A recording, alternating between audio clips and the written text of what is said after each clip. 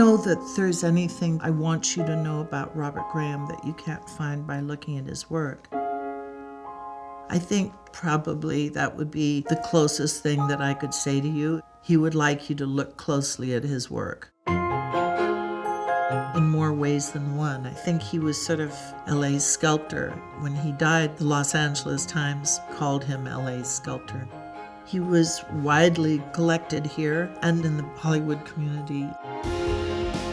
No one really comported themselves with the elegance that Bob did. He crossed all lines. He was sophisticated and casual and thoughtful, handsome. He had it all.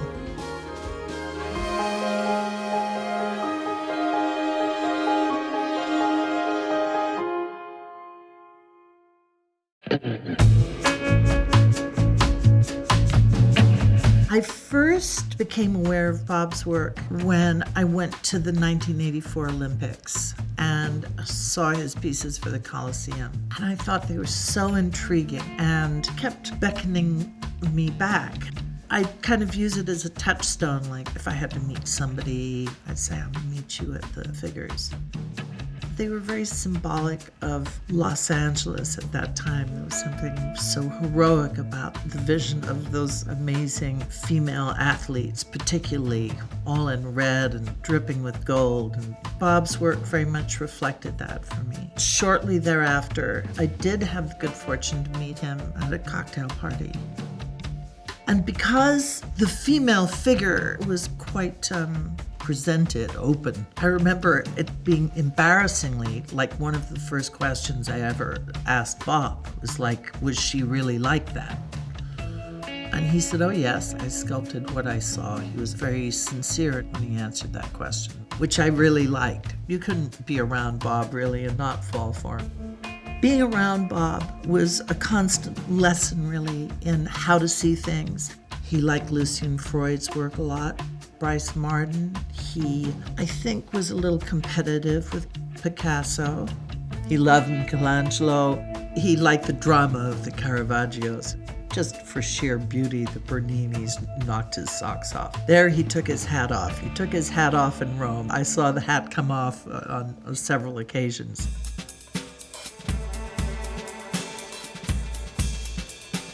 Bob definitely felt that art was for everyone. He used to talk about being a small child in Mexico City and how certain pieces spoke to him and opened his imagination. I think doing those big commissions was exciting to him. It was more challenging and also had a sort of historical context for him.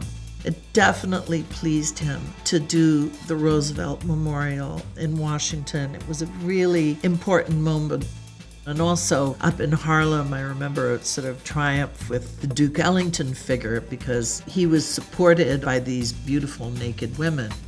But the church ladies in Harlem didn't like that much, and he had to go before the board at the Harlem Museum. And at one point, an older man stood up, a beautiful older gentleman, and said, I've traveled with the Duke, and he would have loved to have been supported by these women. And the whole place erupted in cheers.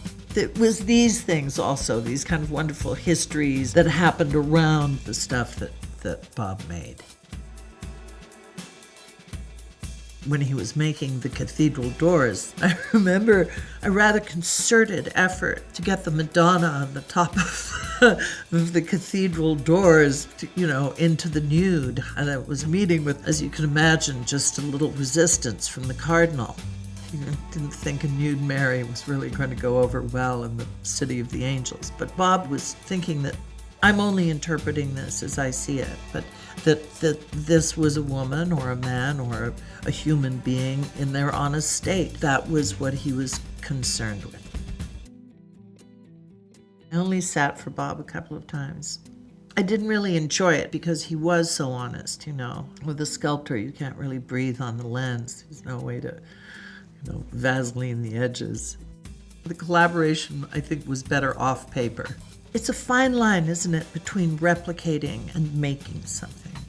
Bob would sometimes come back from the studio and I'd say, I'd like you to come see something. And I'd go and I'd look at something that looked to me perfect. And he wouldn't be happy. He'd go home and think for a few hours, and then the next morning he'd take a mallet to it. I'm like, my God, you just destroyed this thing. But it was because it was inaccurate in some way, and he couldn't bear for it to be inaccurate. He never fudged. It was when he was confrontational that he really, I think, achieved this other level.